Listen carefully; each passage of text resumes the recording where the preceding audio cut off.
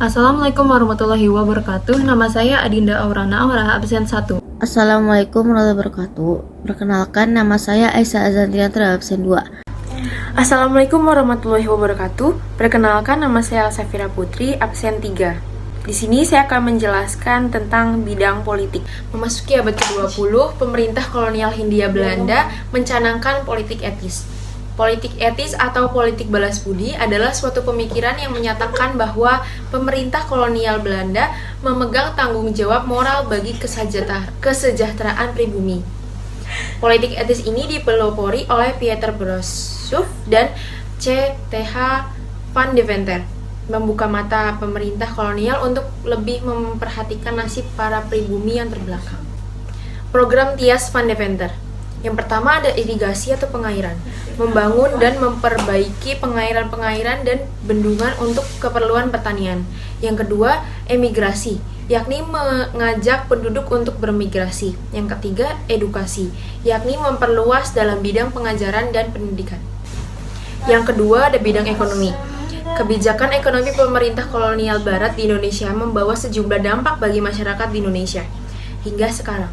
Dampak positif pada masyarakat Indonesia yaitu masyarakat Indonesia bisa mengenal tata cara menanam tanaman perkebunan dan tanaman ekspor yang laku di pasaran dunia. Dampak penjajahan barat. Yang pertama, tumbuhnya iklim investasi di Indonesia. Menurut pandangan liberalisme ekonomi tersebut, kegiatan ekonomi Indonesia harus ditangani oleh pihak swasta. Sistem ini menumbuhkan persaingan dalam rangka meningkatkan produk perkebunan di Indonesia. Untuk mewujudkan sistem tersebut, pada tahun 1570 di Indonesia dilaksanakan politik ekonomi liberal kolonial yang disebut sebagai politik pintu terbuka atau open door policy. Yang ketiga, dibangunnya sarana transportasi. Untuk mempermudah perjalanan barang di Nusantara, pemerintah kolonial membangun jalan kereta dan stasiun kereta api untuk menghubungkan perkebunan besar dan daerah perkotaan. Pembangunan jalan dan jembatan juga dibangun. Yaitu ada perusahaan kereta api. Perusahaan kereta api yang pada masa Hindia Belanda dikelola sebagian oleh perusahaan swasta, kini lalu menjadi jawatan kereta api yang kemudian berkembang menjadi Pika dan Perumka. Kemudian Perumka berubah menjadi PT Kereta Api Indonesia atau KAI. Selanjutnya ada Angkatan Laut. Angkatan Laut juga dikembangkan melalui pembangunan pelabuhan Jakarta Tanjung Priok, Medan Tumayur, Belawan, Padang, Teluk Bayur. Angkatan Laut dialani oleh perusahaan pengangkutan Belanda bernama Koninklijke Paketvaart Maatschappij atau KPM yang sekarang dikenal dengan nama PELNI atau Pelayaran Nasional Indonesia. Ini yang keempat itu ada berkembangnya sistem perekonomian modern. Meski sistem ekonomi liberal yang dilaksanakan pemerintahan kolonial Belanda berdampak buruk pada penduduk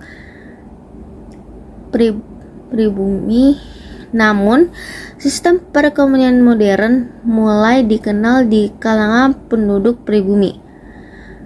Sistem ekonomi liberal membuat masyarakat pedesaan yang pada mulanya bertani hanya untuk memenuhi kebutuhan hidup sendiri, kini mereka mengenal sistem perekonomian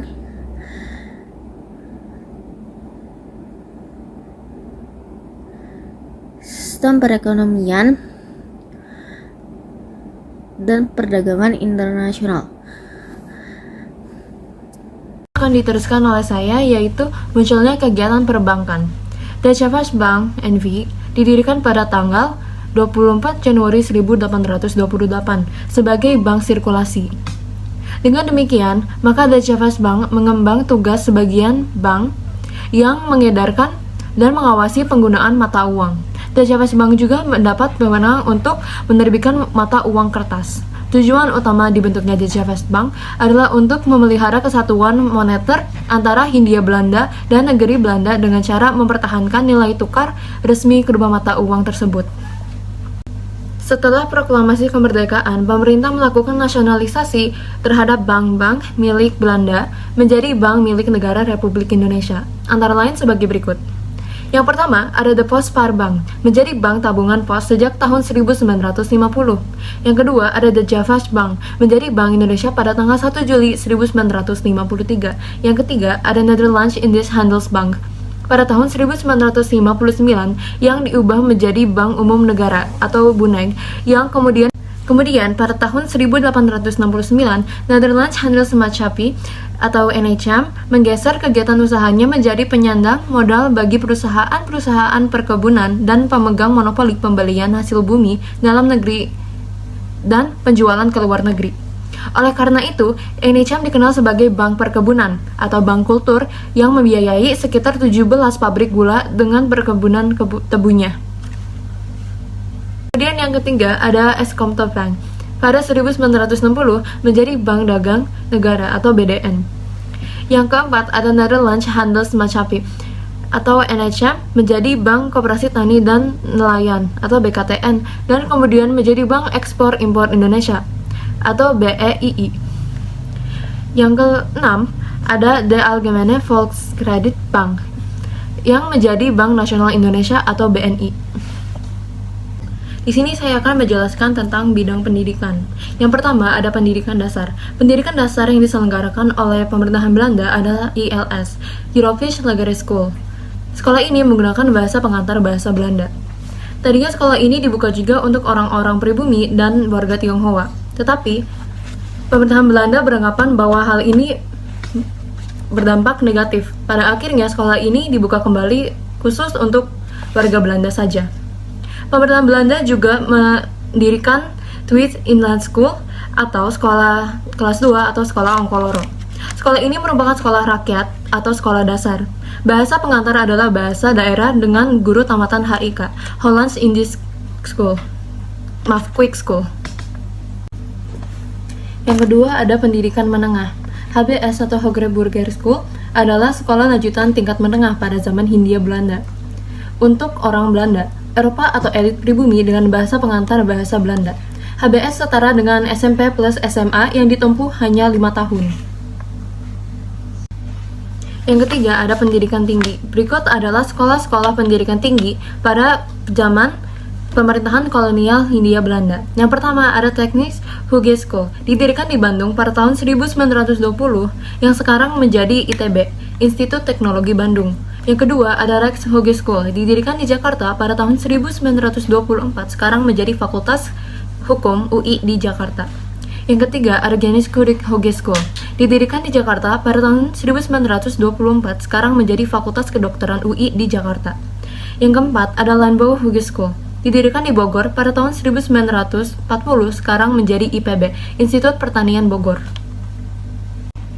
Berikutnya ada Osvia, Opleiding School for Inlandsambtenaren. Osvia didirikan pada tahun 1879 di Bandung. Sekarang sekolah ini berubah nama menjadi STPDN, Sekolah Tinggi Pendidikan Dalam Negeri, yang ada di Jatinangor, Bandung, Jawa Barat, dan IIP, Institut Ilmu Pemerintahan yang ada di Jakarta. Berikut adalah tokoh-tokoh Indonesia yang pernah sekolah di HBS Surabaya. Yang pertama ada Insinyur Soekarno, kedua ada Ruslan Abdul Ghani, ketiga ada Dr. Widjojo Nitisastro. Beberapa sekolah swasta pribumi diusahakan dan ditujukan untuk kemajuan wanita. Para pelopor sekolah untuk kemajuan wanita antara lain adalah Raden Ajeng Kartini di Jawa Tengah, kedua Dewi Sartika di Jawa Barat, ketiga Walanda Waramis di Sulawesi, keempat Rahma El Yunisiah di Sumatera Barat. Selanjutnya adalah tokoh-tokoh Indonesia yang merupakan lulusan dari Tweede Inland School. Yang pertama ada Hamka, kedua ada Soeharto, ketiga ada Adam Malik. Selanjutnya ada bidang sosial budaya. Yaitu yang pertama pembagian status sosial masyarakat. Yang kedua adanya pelaporan sosial. Yang pertama pembagian status sosial masyarakat itu ada golongan Eropa dan dipersamakannya. Yang kedua golongan terumbu asing. Yang ketiga golongan pribumi. Golongan Cina dan dipersamakannya. Itu yang pertama ada golongan Belanda dan keturunannya. Yang kedua ada golongan Eropa asli. Yang ketiga adalah golongan yang bukan Eropa. Yang kedua golongan timur asing itu adalah seperti Cina, Arab, India, Pakistan. Yang tiga itu golongan pribumi, yaitu orang Indonesia asli. Selanjutnya adanya lapisan sosial, itu adalah lapisan bawah, menengah, sama atas. Lapisan bawah itu dari rakyat atau merupakan penduduk-penduduk yang hidup melarat. Yang kedua itu adalah lapisan menengah, itu para pedagang-pedagang kecil dan pedagang kaya. Yang terakhir adalah lapisan atas, yaitu para keturunan bangsawan atau kerabat raja yang memimpin suatu daerah.